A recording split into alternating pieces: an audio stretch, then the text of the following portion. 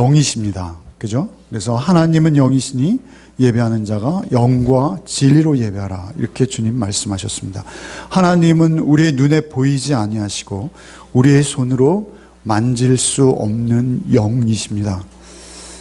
그런데도 불구하고 성경에서는 하나님에 관해서 하나님의 눈, 하나님의 손, 하나님의 발, 하나님의 팔, 이런 하나님께서 마치 신체가 있으신 우리 인간인 것처럼 이렇게 표현되는 부분들이 굉장히 많습니다. 제가 늘 말씀드렸습니다만 그렇게 하나님께서 우리의 인간의 육체인 것처럼 표현되는 이유는 하나입니다. 그것은 하나님이 영이시기에 우리가 잘 이해할 수 없고 납득할 수 없기에 하나님의 성품, 하나님의 특성, 하나님의 그 고상하신 인격, 하나님의 인격을 가지고 계시거든요.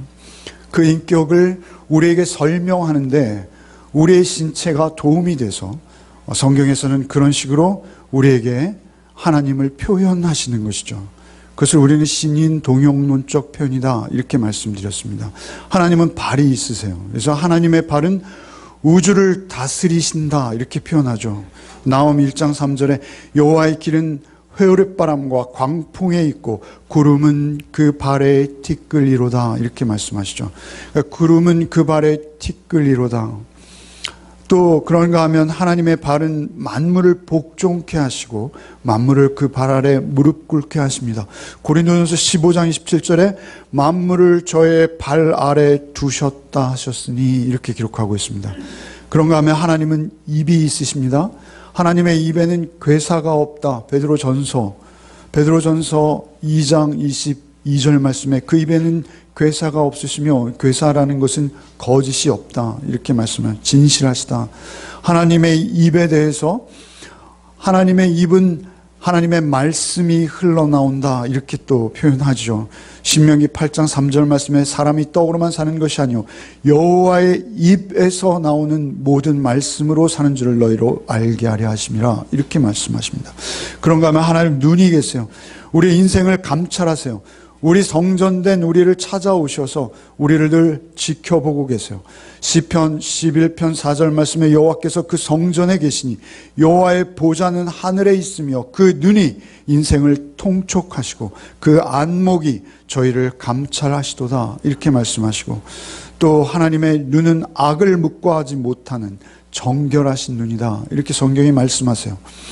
그래서 하박국 1장 13절 이하의 말씀에 주께서 눈이 정결하심으로 악을 참아보지 못하시며 패역을 참아보지 못하시거늘. 그런가 하면 하나님 귀가 있으세요. 우리의 기도를 들으세요.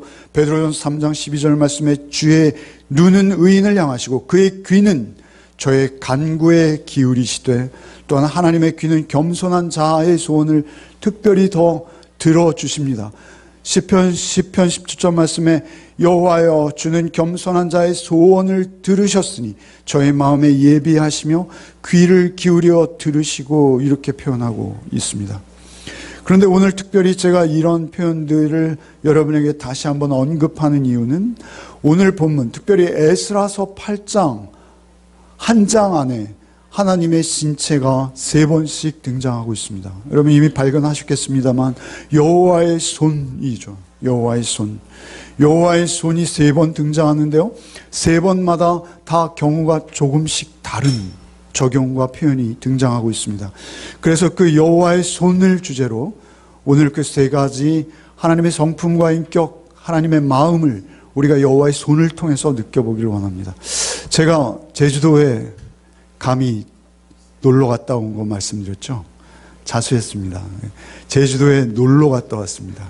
제주도에 놀러 갔는데 거기 가보니까 이중섭 기념관이 있더라고요. 이중섭 기념관. 그분이 거기 사신 것도 아니고요. 거기 6.25 피난 때 잠깐 와서 머물다 가셨어요. 그런데 잠깐 온 것 가지고 그들이 여지없이 그들의 장사 속으로 이렇게 이중섭 박물관을 해놨더라고요. 거기에 보니까 참 인상적인 작품이 있었어요. 담배 은박지에다가 이렇게 그림을 그린 거. 제가 언젠가 한번 말씀을 드린 것 같은데요. 담배 은박지에 그림을 그렸어요. 뭐 펜도 없어서요. 뭐 조개 껍질 같은 것으로 긁기도 하고요. 그런데 그 담배 은박 껍질은 사실은 그냥 아무 느낌 없이 구겨서 버리는 거죠. 그죠? 우리가 그런 걸 뭐라고 합니까? 쓰레기라고 하죠. 그렇죠? 그런데 거기에다가 이중섭이 그림을 그렸는데 아이들이에요. 바닷가에 노는 아이들.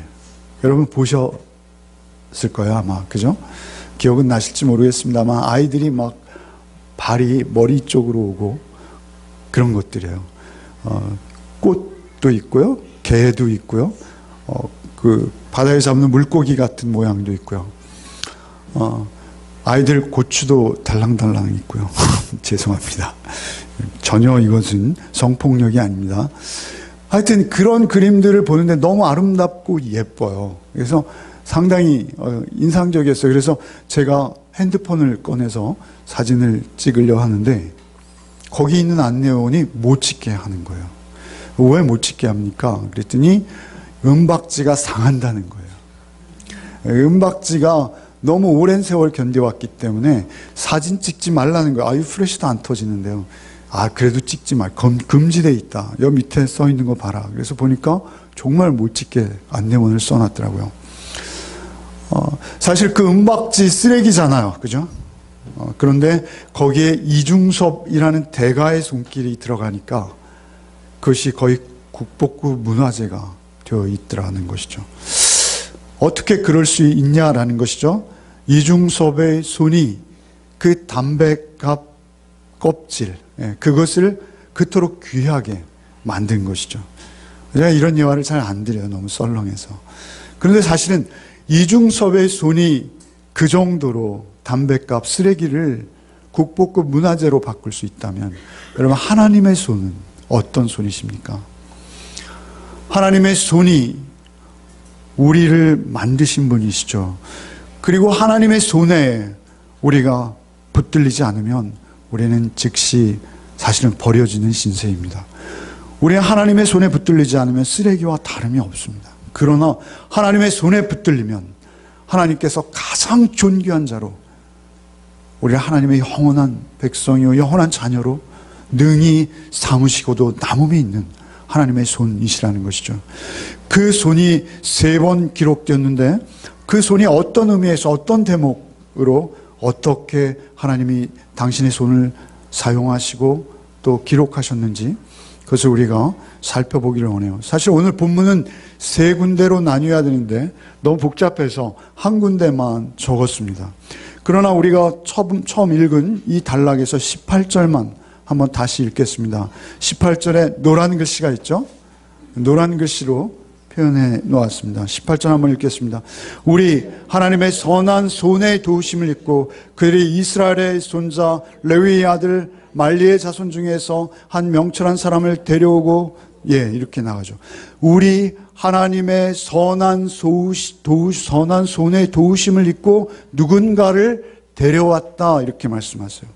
하나님의 선한 도우심을 입고 누군가를 데려온 거예요.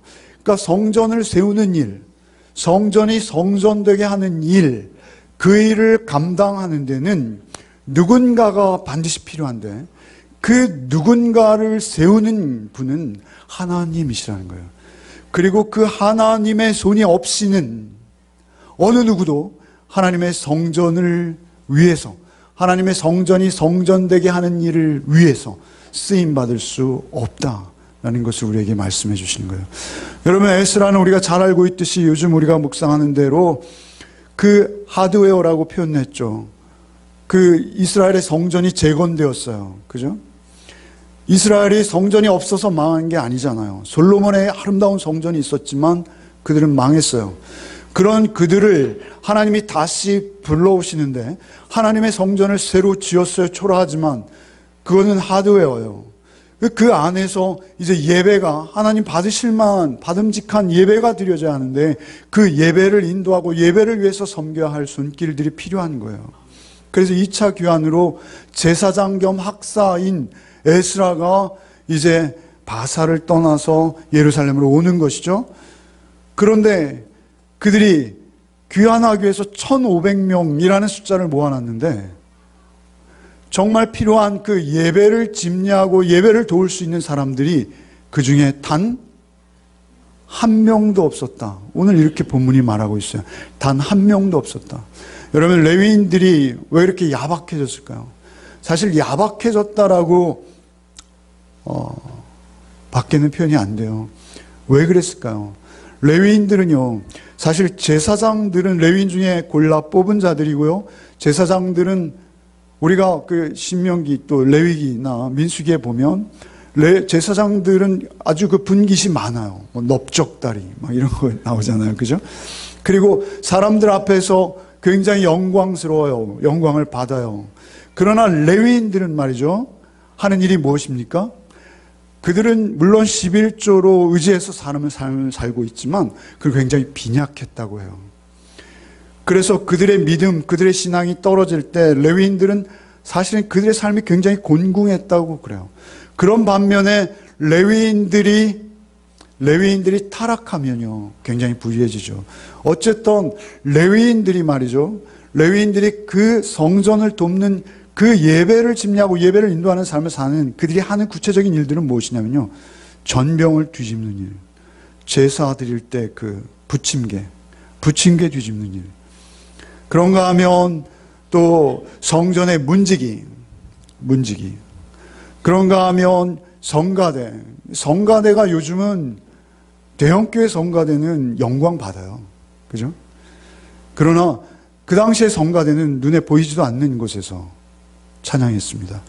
그렇다면 그 성가대, 문지기, 성전 문지기, 그런가 하면 그들은 그 장작 패는 일, 번제단에 소용되는 그 나무들 있잖아요. 땔감. 그런가 하면 그 물두멍, 그 큰 물두멍에 날마다 물을 길어서 채우는 일, 소를 잡아서 죽이고 각을 뜨고 겁질을 벗겨내고, 백종이라고 하잖아요, 우리. 그런 일들을 그들은 감당했어요. 심각한 육체적인 노동들입니다. 그런가 하면 그것은 빛도 없고 영광도 없고 아무도 인정해 주지도 않고 거들떠보지도 않는 일이었습니다. 그런 일들을 하던 레위인들이 갑자기 페르시아로 포로가 되어서 온 거예요. 그런데 가나안에 있을 때는 그들이 조상으로 맡은 분복 땅이 있었어요, 각자. 그러나 레위인들은 땅도 없었어요. 그런 그들이 바사로 왔어요. 그들이 이제 생명을 유지하는 방법은 상업활동이나 뭐 그 외의 일들이었을 거예요. 그러나 레위인들도 성실했고 그들도 머리가 있었기 때문에 그 똑같은 동일한 조건 하에서 그들이 이제 성전의 제사가 폐지되어지고 제사와 상관없는 삶을 살 때 그들이 더 부지런하고 더 성실하고 그 전에 갖지 못했던 것들에 더 집중했던 것 같아요. 그러니까 그들이 1,500명이나 모였는데 그 중에 단 한 사람도 레위인이 모이지 않은 거예요. 그들이 아주 세상에 팔려서 잘 먹고 잘 살고 있는 거예요. 그런 그들이 한 사람도 모이지 않은 것을 에스라가 발견했어요. 이대로 돌아가면 아무 소양도 없다. 이제 우리가 소프트웨어인데, 그래서 에스라는 레위인들을 불러오라 한 거예요. 그런데 그들이 오라 해서 옵니까? 여러분, 하나님의 교회에서 정말 청소하는 일, 설거지하는 일, 여러분 시키면 여러분 할까요? 쉽지 않은 이야기입니다. 어찌되었던 그들이 돌아올 수 있었던 것은 누가 가능케 하셨다는 거예요? 하나님의 손입니다. 하나님의 손이 그들을 도우사 레위인들과 느디님 사람들을 불러 모은 거예요. 여러분, 하나님의 성전에 여러분 봉사하고 섬기는 일은 아무나 할 수 없습니다. 여러분, 사람들이 많이 보고 많이 주목해주는 그런 곳이라면 모르겠으나 여러분, 특별히 작은 교회, 개척교회 더 힘든 것이죠. 어찌되었던 아무도 보지 않는 그곳에서 가장 험하고 굳은 일을 감당하는 것은 하나님의 손만이 그것을 가능케 하신다는 것이죠. 여러분, 하나님의 손에 붙들리시기 바랍니다. 하나님의 손에 쓰임 받기를 바랍니다. 거기에만 생명이 있기 때문에 그렇습니다. 하나님의 손에 붙들리지 않으면 우리는 세상에 팔려버린 죄와 사망의 종 노릇하는, 제가 신뢰가 됩니다만, 이런 표현을 썼습니다만, 담배를 감싸고 있던 은박지 그 정도밖에 안 되는 우리의 신분입니다. 그런 우리가 하나님의 손에 붙들리면 하나님의 영광을 드러내고 하나님의 하나님 되심을 드러내는 그 일에 우리를 쓰게 하신다는 것이죠. 험한 길입니다. 가난한 길이고 고된 길이 될 수 있습니다. 좁은 길입니다. 죄와 피 흘리기까지 싸워야 하는 세상 사람들과는 분명히 다른 길입니다. 그러나 그 길만 하나님에게 생명이 있는 것입니다.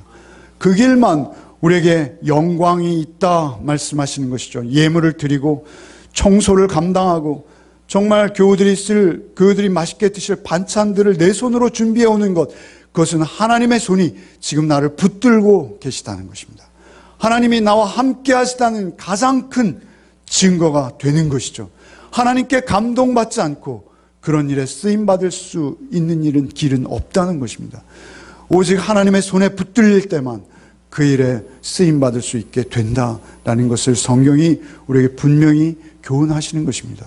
목사가 되고 장로님이 되시고 그런 것이 중요한 것이 아닙니다. 우리 교회가 임직자를 이렇게 위한 투표를 하는데요. 사실 그것보다 중요한 것이 있습니다. 그것은 무엇이냐면 정말 쓰임받는가가 중요한 것입니다. 정말 하나님의 일꾼으로 서는가가 중요한 것입니다. 그렇게 하나님의 일꾼으로 쓰는 자에게 하나님의 손길은 여지없이 찾아오시고 그 안에 하나님만 주실 수 있는 기쁨과 소망과 보람이 여러분 안에 뭉클뭉클 솟아오르는 경험을 하시게 될 것입니다. 하나님 앞에서 보이지 않는 곳이지나 하나님의 손에 붙들린 자로 쓰임받는 복이 저와 여러분에게 있기를 바랍니다. 물 깃고 장작 패고 전병 붙이고 그런 일에 여러분 쓰임받는 기쁨이 있으시기를 바랍니다. 그런 일에 솔선하는 분들이 많은 우리 열매 맺는 교회가 되기를 원합니다. 두 번째는 21절로 23절인데요. 21절로 23절 말씀 함께 한번 읽겠습니다. 한번 읽겠습니다. 그때 내가 아와와 강가에서 금식을 선포하고 우리 하나님 앞에서 스스로 겸비하여 우리와 우리 어린아이와 모든 소유를 위하여 평탄한 길을 그에게 간구하였으니 이는 우리가 전에 왕에게 아뢰기를 우리 하나님의 손은 자기를 찾는 모든 자에게 선을 베푸시고 자기를 배반하는 모든 자에게는 권능과 진노를 내리신다 하였으므로 길에서 적군을 막고 우리를 도울 보병과 마병을 왕에게 구하기를 부끄러워하였습니다. 그러므로 우리가 이를 위하여 금식하며 우리 하나님께 간구하였더니 그의 응답하심을 입었느니라. 이 에스라가요, 참 험한 길이거든요. 여러분 150km 정도 된다고 해요. 그래서 이 2차 교환 무리도 그 예루살렘까지 걸어오는데 3달, 4달이 걸립니다. 여러분 1차 교환 때는 인원이 5만 명이에요. 그런데 2차 교환은 1,500명이에요. 여러분 1,500명이 3달, 4달을 그 광야길을 걸어서 말이죠. 예루살렘으로 오는 것은 만만한 일이 아닙니다. 여러분 소말리아 해적 기사 보셨죠? 며칠 전에. 소말리아 해적들이 어떻게 배를 점령하는지 아세요? 3명, 4명이 고속정을 타고 찾아옵니다. 배를. 3명, 4명밖에 안 돼요. 그들이 배에다가 쇠갈고리를 걸고 기어 올라오죠. 그거 못 걸게 하려고 물대포를 쏘고 막 난리를 핍니다. 그런데도 끝까지 올라오죠. 큰 배, 수십 명이 몰고 있는 그 배를요, 3명, 4명이 점령해버립니다. 해적은 그런 존재예요. 여러분, 그런데 말이죠, 1,500명이 그 광야길을 가는 건 만만치 않습니다. 그때의 상황에서. 그 전과 후미가 어떻게 되는지, 그거를 3달, 4달 걸어서 오는 그들에게 하나님의 손이 필요했어요. 그런데 그것은 현실적으로 보면 마병이고 병거였어요. 에스라는 충분히 바사의 왕에게 청할 수 있습니다. 그러나 청할 수 없는 거예요. 왜 그렇습니까? 여기 22절 한번 읽어보죠. 이는 우리가 전에 왕에게 아뢰기를 우리 하나님의 손은 자기를 찾는 모든 자에게 선을 베푸시고, 왕에게 말한 거예요. 에스라가.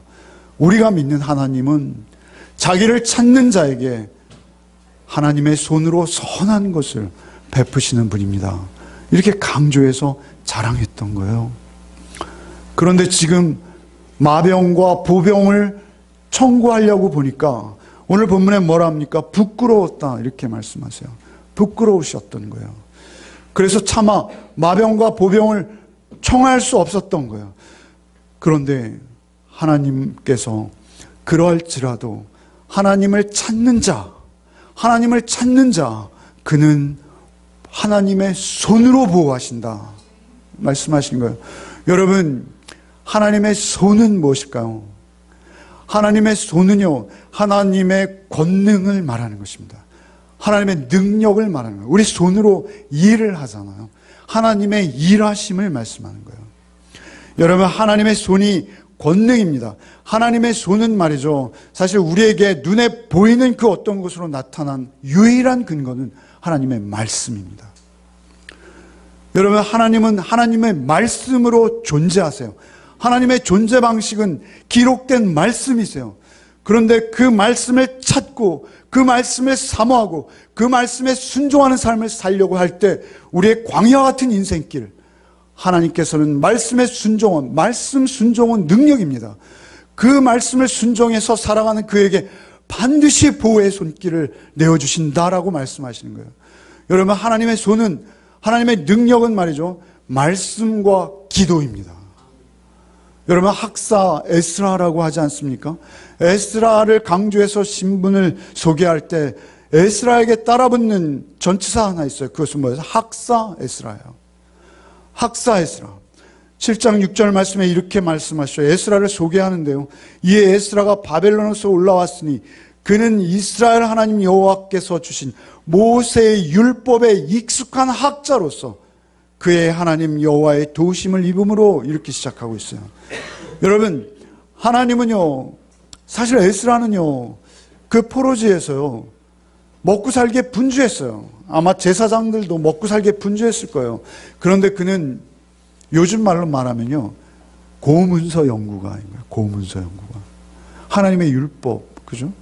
하나님의 율법을 갖다 놓고 그것을 익히기에 익숙했다 이렇게 말씀하시죠, 본문이. 하나님의 말씀에 익숙한, 그래서 누구든지 그를 보면 저는 성경 말씀에 정통한 학자 수준이야 라고 인정할 수밖에 없는 그러한 존재였다는 것이죠. 여러분, 하나님의 말씀에 순종할 때 하나님은 우리를 반드시 지키십니다. 우리를 보호하십니다. 하나님의 하나님 되심을 드러내는 그 도구로 쓰십니다. 뿐만 아니라 기도했다는 거예요. 기도.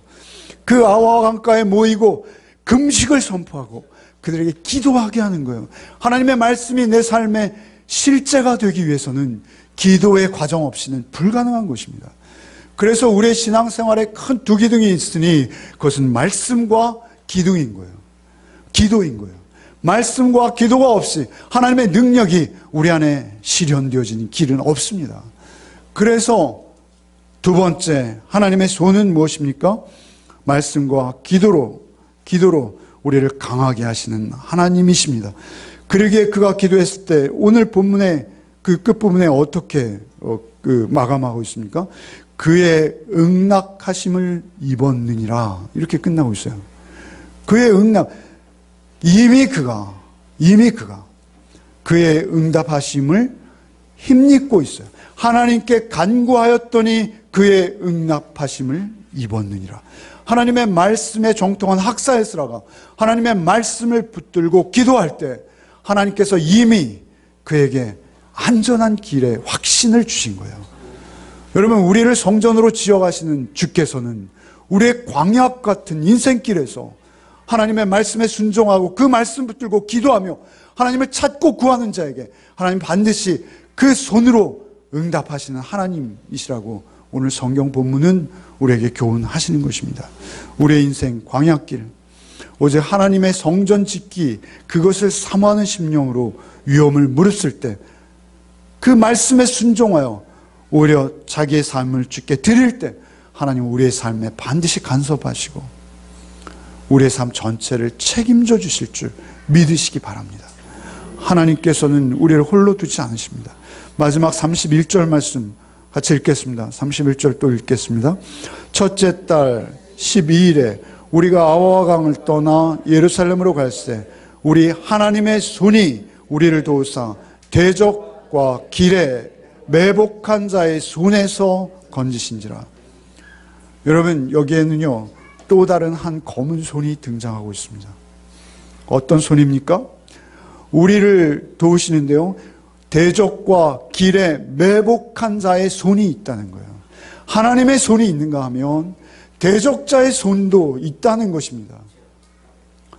여러분, 요즘 우리가 수요일날 에베소 6장 전신갑주 묵상하고 있습니다. 길게 묵상하고 있어요. 전신갑주 아직 들어가지도 못했는데 지금 한 3달, 4달째 지금 계속 전신갑주 전제 말씀을 나누고 있어요. 굉장히 지루해 하셔도 굉장히 중요합니다. 그 마귀의 도전, 마귀의 손, 검은 손이 있어요, 분명히. 근데 그 검은 손은요, 2가지 양면으로 우리를 공격해 옵니다. 가장 무서운 것은 나의 내면입니다. 나의 내면에서 나의 못된 옛 자아가 사실은 우리를 붙들고 늘어집니다. 그래서 십자가에 못 박아야 되는 거예요. 우리의 내적 유혹이 있고요. 그리고 우리의 외부의 유혹이 있습니다. 외부의 힘과 권력, 세상의 통치자들과 그 권력을 우리를 찍어 누르는 거예요. 온갖 걱정과 근심에 쌓이게 해서 우리를 삼키려 하는 것이죠. 대적 마귀가 오는 사자와 같이 우리를 삼키려 하는 외적 환경이 있다는 거예요. 그런데 그런 환경 속에서 그 대적의 손에서 하나님의 손이 우리를 보호하신다는 거예요. 여러분, 내적인 대적은 누구일까요? 내적의 검은 손은 누구일까요? 여러분, 그들이요 바사, 페르시아를 등지고 예루살렘을 향하는 것은요 엄청난 갈등이었을 것입니다. 여러분, 그들이 70년을 넘었어요. 이제 1차 교환이 70년이었잖아요. 그러면 70년을 넘어서는 그들 이제는 3대, 4대가 내려왔어요. 여러분 만약에 말이죠, 미국 같은 선진국, 아주 문화 선진국에 여러분 이민 갔어요. 그래서 거기서 고생 할아버지, 아버지, 그리고 이제 4대에 이르러서 겨우 먹고 살만하게 되었어요. 그런데 어느 날 자기는 가보지도 않은 할아버지의 나라, 거기에 가자는 거예요. 이미 거기서 다 섞였는데요. 여러분, 그것은요 마치 미국 이민 갔던 어떤 가족이 한국으로 돌아오는 것과는 틀려요. 여러분, 이런 거예요. 미국 이민 갔던 어떤 가정이 전쟁이 막 끝난 폐허가 된 6.25 사변이, 그러니까 좀 더 쉽게 말하면 아프리카 같은 곳, 아무 질서가 없고 문화적 환경도 없고 아이들을 교육시킬 환경도 안 되고 길에서 누가 만나면 그냥 죽여버릴 수도 있는 그 아프리카 가나나 콩고, 그런 곳으로 갑자기 이주하는 거예요. 내적인 유혹이 얼마나 심했을까요?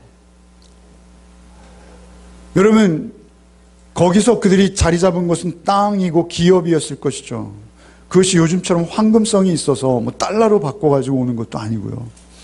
그들은 모든 것을 다 내려놓고 포기하고, 그리고 맨몸으로 아브라함이 본토 친척 아비집을 떠난 것처럼 그렇게 오히려 어려운 출발이에요. 내적 갈등이 있는 거예요.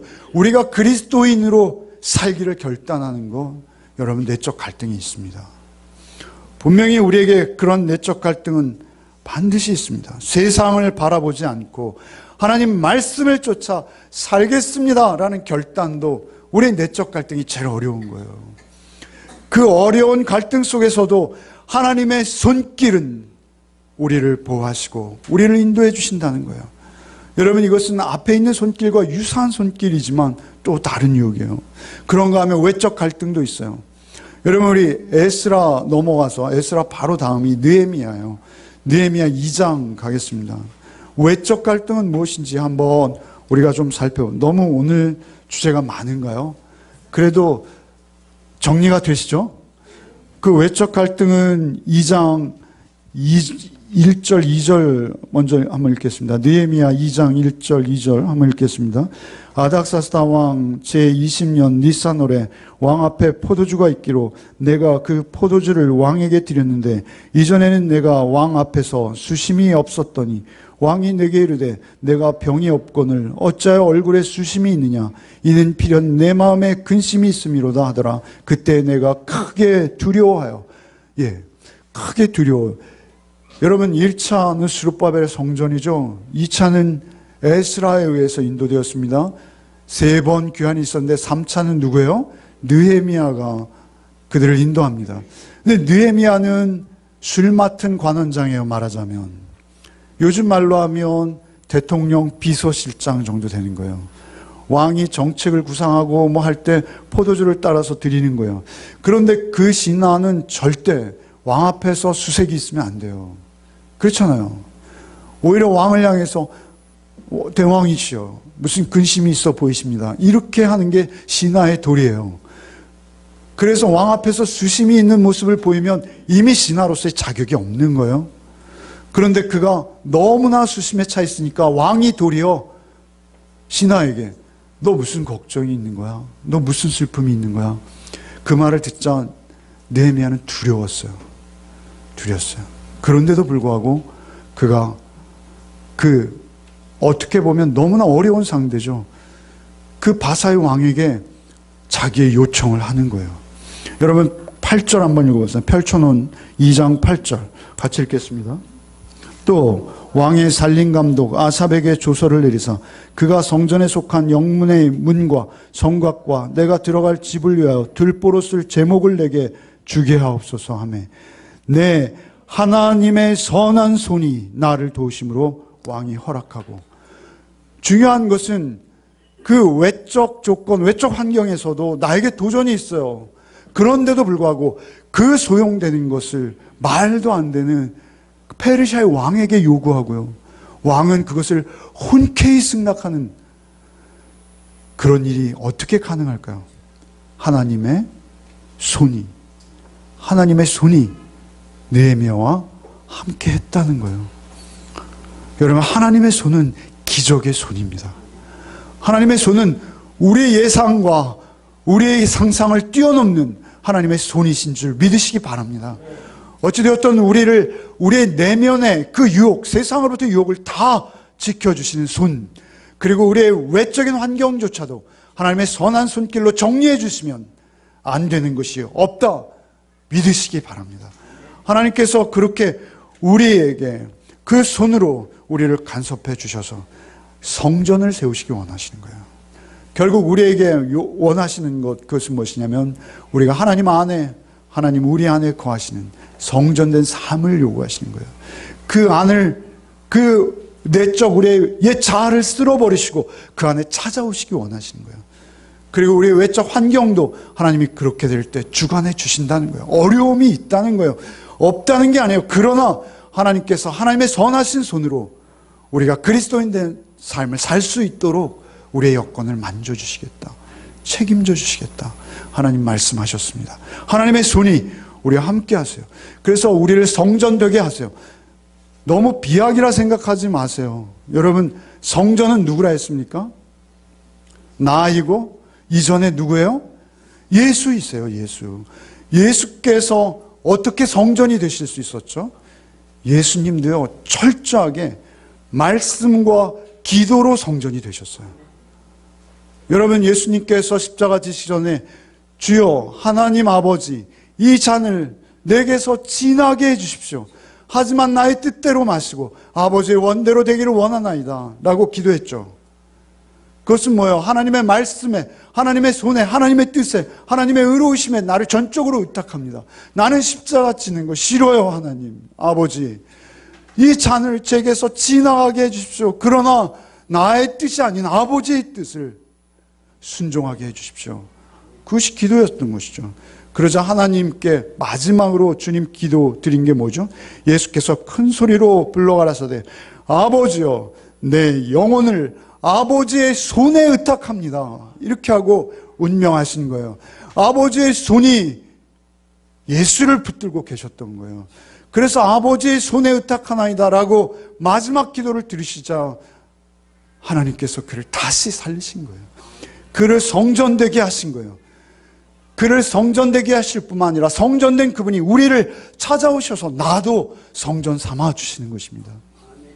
하나님의 손은 나 같은 쓰레기를 하나님께서 성전으로 삼으시는 손인 줄 믿으시기 바랍니다. 하나님의 손은 우리를 성전되게 하시는 능력의 손이십니다. 그것이 기적인 것이죠. 세상에 무엇이 우리에게 기적이겠습니까? 오직 하나님의 손에 여러분을 맡겨드리는 복이 있으시기를 바랍니다. 그 권능의 손이 주님을 부활케 하시고 주님을 통해 우리를 성전 삼으시죠. 여러분 사도행전 7장에 보면요, 스데반의 설교가 있어요. 여러분 이거는 너무 중요하기 때문에 한번 찾아가겠습니다. 사도행전 7장 신약성경 198쪽 한번 찾아봅시다. 사도행전 7장 25절 한번 읽어보겠습니다.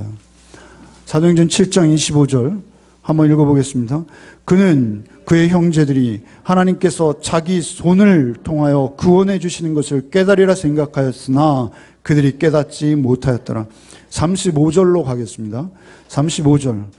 그들의 말이 누가 너를 관리와 재판장으로 세웠느냐 하며 거절하던 모세를 하나님은 가시떨기 가운데서 보이던 천사의 손으로 관리와 속량하는 자로 보내셨으니, 여기도 두 가지 손이 등장하고 있어요. 모세는 처음에 자기의 손으로, 하나님이 자기의 손을 통해서 이스라엘을 구원해 주실 줄 알았어요. 그때는 어떤 상태였어요, 모세가? 여기 22절도 보시면 스데반의 설교죠. 7장 22절에 모세가 애굽 사람의 모든 지혜를 배워 그의 말과 하는 일에 능하였더라. 모세는요, 자기의 손을 통해서 하나님이 이스라엘을 구원하실지 알고 있을 때 그의 상태는요, 애굽의 모든 지혜와 학문과 군사 기술을 배워서 그는 참으로 막강한 자였어요. 능력이 세계 최고였어요. 그러나 하나님 그때 그를 사용하지 않으셨어요. 그를 사용하지 않아요. 자기의 손을 통해서 이스라엘을 구원할 줄 믿었지만 그는 웬걸 하나님께서 광야로 쫓아내시는 거예요. 빈손으로. 그리고 그가 40년이나 그 광야에서 아무 소유도 없이 자기 장인의 양을 치고 있었어요. 그에게는 양 한 마리 없었어요. 그러나 그에게 유일하게 들려있던 것이 무엇입니까? 지팡이가 있었어요. 그의 힘이 다 빠져버리고 그가 아무것도 아닌 것이 40년 동안 증거되었어요. 그때 하나님이 떨기나무 가운데 말씀하셨어요. 그리고 그에게 하나님의 손이 함께 하셨더라. 출애굽 4장에 나오는 표현이에요. 하나님의 손이 모세를 붙들으신 거예요. 그러자 그의 마른 막대기가 홍해를 가르고요. 그의 마른 막대기가 바위를 치니까요, 200만 명이 먹고도 남을 만한 맑은 물이 솟아나왔어요. 여러분, 그것은 무엇이라고 말씀하시는 거예요? 그 오늘 본문의 말이죠. 36절. 우리가 35절에 천사의 손, 하나님의 손이에요. 천사의 손으로 관리와 속량하는 자, 값을 치르는 자, 예수예요. 36절부터 한번 읽어보겠습니다. 이 사람이 백성을 인도하여 나오게 하고 애굽과 홍해와 광야에서 40년간 기사와 표적을 행하였느니라. 이스라엘 자손에 대하여 하나님이 너희 형제 가운데 나와 같은 선지자를 세우시라 하던 자가 곧 이 모세라. 나와 같은 선지자를 세우리라. 그 모세가 속량하는 자다라고 말씀하고 있지만 실제 속량하는 분은 누구십니까? 예수이시죠. 결국 제 첫 번째 출애굽이 있었어요. 그죠? 어린 양의 피로. 두 번째 출애굽이 뭐예요? 바사, 페르시아로부터 그들이 돌아와 수룹바벨의 성전을 짓는 것이 두 번째 출애굽입니다. 그런데 그것은 다 모형과 그림자일 뿐이요, 오직 진실한 출애굽, 우리의 영혼의 구원은 언제 이루어졌습니까? 성전된 예수께서 우리의 죄값을 십자가에 대신 속량하시고 우리를 대신에 십자가에 죽으심으로 우리를 구원해 내셨습니다. 그것이 우리를 구원해 내시는 거예요. 그것이 우리와 함께하는 것이죠. 주의 손이, 천사의 손이 우리에게 하시는 것입니다. 여러분, 이렇게 해서 교회가 세워지는 것이죠. 교회는요, 하나님의 손으로 세우시는 것입니다. 교회가 아무리 큰 건물을 짓고 많은 사람을 모았어도 하나님의 손이 함께하지 않으면 그것은 교회가 아닙니다. 여러분, 안디옥 교회를 사도행전 7장을 폈는데요. 좀 넘겨서 사도행전 11장을 가보겠습니다. 11장 20절. 20절. 한번 같이 읽겠습니다. 11장 20절 읽겠습니다. 그 중에 구브로와 구레네 몇 사람이 안디옥에 이르러 헬라인에게도 말하여 주 예수를 전파하니 주의 손이 그들과 함께 하심에 수많은 사람들이 믿고 주께 돌아오더라. 성전이 세워지는 거죠. 여러분, 최초의 이방인 교회예요. 여러분, 예루살렘 교회를 제외하고 첫 번째 교회가 지금 세워지고 있어요. 그런데 그 교회를 세운 사람들의 이름은 말하지 않아요. 구브로, 구레네 몇 사람. 그리고 그 교회를 세운 사람 누구라는 거예요? 교회를 세운 분 누구라는 거예요? 주의 손이 그들과 함께 하심에. 주의 손이 주의 성전을 세우십니다. 주의 성전은 주의 손만 세우시는 거예요. 사람이 세우지 못합니다. 여러분, 주의 손이 봉사할 자, 섬길 자도 불러내시고, 주의 손이 그 교회를 보호하시고, 주의 손이 그 교회를 교회되게 하시는 줄 믿으시기 바랍니다. 여러분의 삶이 그렇고 우리 열매 맺는 교회 또한 주의 손 앞에 정직히 말씀과 기도로 준비되어진 자를 통해서 하나님께서 당신의 교회를, 성전을 세우실 줄 믿으시기 바랍니다. 하나님께서 그렇게 세워가시는 거예요. 우리가 무엇을 해내서 하나님, 제가 이렇게 그럴듯한 계획을 세웠으니 하나님, 이 계획이 이루어지게 해주십시오. 그것은 여러분의 생각입니다. 그것은 여러분의 생각이 될 수 있습니다. 그것이 이루어진다 하더라도 하나님의 손이 함께 하신 것이 아닐 수 있다는 것입니다. 여러분의 손일 수 있어요. 그러나 정말 바른 자세는 무엇이냐면 하나님의 말씀 앞에 나를 쳐서 복종시키는 거예요. 예수께서 이 잔을 내게서 지나게 하십시오. 그러나 아버지의 원대로 되기를 원하나이다. 그 기도가 여러분의 기도 되시기를 바랍니다. 그래서 내 계획이 아니라 하나님의 계획 앞에 나를 쳐서 복종시키고 그 말씀에 순종하는 삶을 살아낼 때 우리는 하나님의 손에 붙들려서 하나님께 쓰임받는 놀라운 축복의 주인공들이 되게 하실 줄 믿습니다. 여러분, 저는 테레사 수녀를 별로 좋아하지 않아요. 테레사 수녀가 그 영적인 갈등이 있었다고 하죠. 그래서 심지어는 그 내용을 책으로도 출간한 줄 압니다. 그러나 제가 테레사 수녀님 정말 남기신 말씀 중에 제 머리에 지워지지 않는 하나의 표현이 있어요. 자기를 표현하기를 테레사 수녀님이 이렇게 말씀하셨어요. 나는 하나님의 손에 들린 몽당 연필입니다. 이렇게 말씀하셨어요. 몽당 연필. 여러분, 저희 60년대 초등학교 생활하신 분 손 들어보시죠. 없나요? 아, 예. 저는 그때 초등학교 아니고요. 더 후라고 생각하시죠? 제 외모를 봐서는. 예. 어쨌든 하여튼 그때는 연필이 몽당해지면요. 버려요. 그죠? 버리지 못해요. 근데 못 버리고 어떻게 해요? 끝까지 막 그 마지막 있는 침 이렇게 묻혀가지고 씁니다. 여러분, 침 묻혀서 연필 써보신 적 있으세요? 요즘 아이들은 그냥 새 연필도 버리는 것 같은데. 아주 중요한 것은 그렇게 몽당 연필. 여러분, 테레사 수녀님 한번 보세요. 키가 150도 안 되시는 것 같아요. 그죠? 그 얼굴의 주름살을 보세요. 그러나 하나님께서 그를 붙들고 계셨던 것으로 저는 믿습니다. 하나님께서 그 몽당 연필을 끝까지 사용하신 거예요. 그리고 더 이상 쓸 수 없게 되자 하나님이 당신의 품으로 안으신 거예요. 여러분, 그분은 하나님의 사랑의 편지를 기록해 내려가는 하나님의 손에 붙들린 하나님의 몽당 연필로 사용된 것을 저는 믿습니다.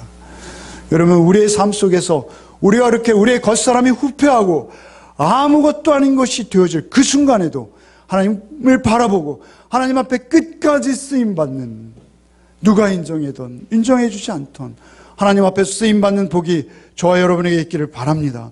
하나님의 그 사랑의 편지를 써내려가는 그 내용으로 여러분의 삶이 채워지기를 원합니다. 여러분, 제가 그래서 하나님의 손에 관련돼서 가장 중요한 말씀 늘 외우죠. 오늘은 테스트 해보겠습니다. 오늘은 암송입니다. 저희 눈을 똑바로 다 보시고 이사야서 41장 10절 말씀을 여러분 여러 번 쓰셨죠? 네. 한번 외워보겠습니다. 저를 보세요. 이제 왜 이렇게 떨리죠? 외워보겠습니다. 시작. 두려워 말라. 내가 너와 함께함이라. 놀라지 말라. 나는 내 하나님이 됨이니라. 다음 뭐요? 예, 내가 너를 굳세게 하리라. 참으로 너를 도와주리라. 참으로 나의 의로운 오른손으로 너를 붙들리라. 아멘. 주님이 그 의로우신 손으로 우리를 붙들고 계셔서 우리의 삶이 의가 되게 하시고 우리의 삶이 주의 사랑의 편지가 되게 하시고 우리의 삶이 하나님의 영광을 드러내는 그 삶으로 사용해 주실 줄 믿습니다. 하나님께서는 그러기 위해서 우리의 이름을 당신의 손에 문신하셨다. 이렇게 말씀하네요. 이사야서 49장 15절. 여인이 어찌 그 젖 먹는 자식을 잊겠으며 자기 태에서 난 아들을 긍휼히 여기지 않겠느냐. 그들은 혹시 잊을지라도 나는 너를 잊지 아니할 것이라. 내가 너를 내 손바닥에 새겼고 라고 할 때 이 새겼고가 뭐라 그랬어요? 문신했다는, 타투, 문신했다는 거예요. 하나님께서 여러분의 이름을 당신의 손바닥에 새겼다라고 성경에 약속해 주셨습니다. 여러분, 우리는 그것을 믿는 믿음으로 사는 거예요. 예수께서 오셨을 때 예수의 생애를 통해서 자주 등장하는 한 문구가 있어요. 그래서 뭐 예수께서 손을 내밀어 그에게 대시며 가라사대. 손을 내밀어 그에게 대시며 가라사대. 문둥병으로 고름이 줄줄 흐르는 그 환자들을 마다하지 아니하시고 그 손을 내밀어 그들에게 얹으십니다. 우리 아닙니까? 나를 주님이 그렇게 찾아오신 거 아닙니까? 그렇게 주님의 구원이 나에게 이른 것입니다. 그 손을 내미시는 주님, 그 손을 우리는 같이 붙들어야 되는 거예요. 그 손을, 그 사랑의 손을, 그 따뜻한 주님의 손을 붙드시는 복이 있으시기 바랍니다. 여러분, 혈루증 여인을 한번 보세요. 혈루증 여인은 감히 주님의 손은 고사하고 주님의 옷자락이라도 붙들기 원했던 거예요. 그래서 나가서 주의 옷자락을 슬쩍 건드린 것이죠. 그런데 주님께서 뭐라 하십니까? 누가 나를 만졌다. 제자들이 뭐래요? 설교 드린 적 있죠. 이렇게 많은 사람들이 밀고 떠밀고 주님 옆에서 주님을 터치하고 있는데 무슨 어떤 사람을 찾아내라는 것입니까? 제자들이 그렇게 반문하잖아요. 그래서 주님 뭐라 말씀하세요? 분명히 내 능력이 내게서 나갔다 이렇게 말씀하시네요. 많은 사람이 밀고 떠밀고 주님을 만지고 있었지만 주님의 능력은 누구에게만 나갑니까? 간절한 마음, 그를 찾고 있는 심령, 그 심령으로 그 옷가일지라도 만진 그 손을 통해서 주님의 능력은 나가는 것입니다. 여러분, 주님이 우리를 향해 손을 내미십니다. 그때 우리도 주님을 향해 같이 손을 내밀지 않으면 우리의 발걸음은 한 걸음도 나갈 수 없어요. 우리가 주님의 말씀에 온전히 순종해서 그 말씀 앞에 반응하지 않고는 하나님의 영광도 하나님의 능력도 우리의 삶에 나타나지 못한다는 것을 잊지 마시기 바랍니다. 주님께서 우리에게 그 손을 내미실 때 여러분, 우리는 그 옷가라도 만지고 응답받는 복이 저와 여러분에게 있기를 바랍니다. 우리 교회가 그렇게 세워지기를 바랍니다. 하나님의 손이 우리 위에 함께 하십니다. 우리를 찾아오셔서 나를 성전 삼기 원하시는 주님, 그 손길로 우리를 만지시고 치유하시고 우리를 성전으로 세우시기 원하시는 주님, 주님 찾는 자를 결코 멸시치 아니하시고 그 손을 내밀어 잡아주시는 주님, 우리가 무엇을 잡으려 애를 썼는지요. 하나님, 주님께 온전히 붙들리기만을 소원합니다. 주의 뜻에 온전히 순종하는 자로 우리의 삶을 주께 드리게 하사 오직 주의 것 되게 하셔서 주의 손에 붙들린 자로 우리의 평생이 주의 능력 안에 머물게 하여 주옵소서. 예수 그리스도의 이름으로 기도하옵나이다. 아멘. 이제